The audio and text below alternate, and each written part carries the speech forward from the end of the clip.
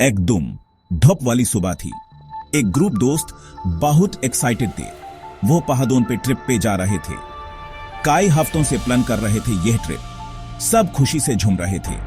Bushman गाने बजा रहे थे, हंस रहे थे, मस्ती कर रहे थे, जोक्स और कहानियां शेयर कर रहे थे। सब अपनी मंजिल पे पहुंचने के लिए बेताब थे। जैसे जैसे ऊपर चाँद रहे थे, हवा ठंडी होती जा रही थी। आखिरकार एक खुली जगह पे पहुंचे। कितना सुंदर जगह था, चारों तरफ पेड़ थे। उन्होंने सोचा थोड़ा घूम के देखते हैं।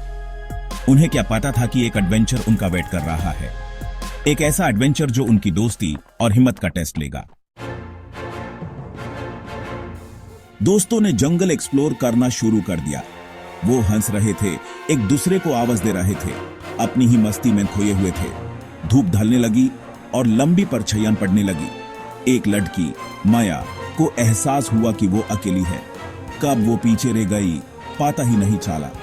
उसने अपने दोस्तों को आवाज दी, पर कोई जवाब नहीं आया। डर लगना शुरू हो गया। सब कहां है वो सोचने लगी। उसका दिल जोर जोर से धड़क रहा था। जंगल और अंधेरा लगने लगा था।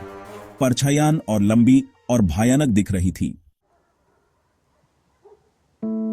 रात हो गई।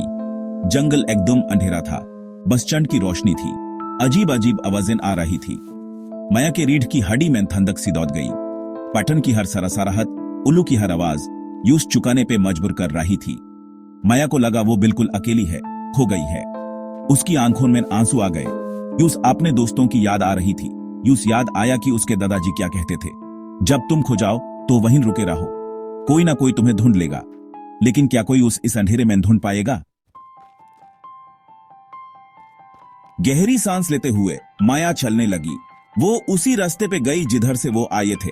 यूस उम्मीद थी कि यूस अपने दोस्तों का कोई निशान मिल जाएगा। अचानक यूस दूर से एक रोशनी दिख रही थी। यूस उम्मीद की किरण दिख रही थी।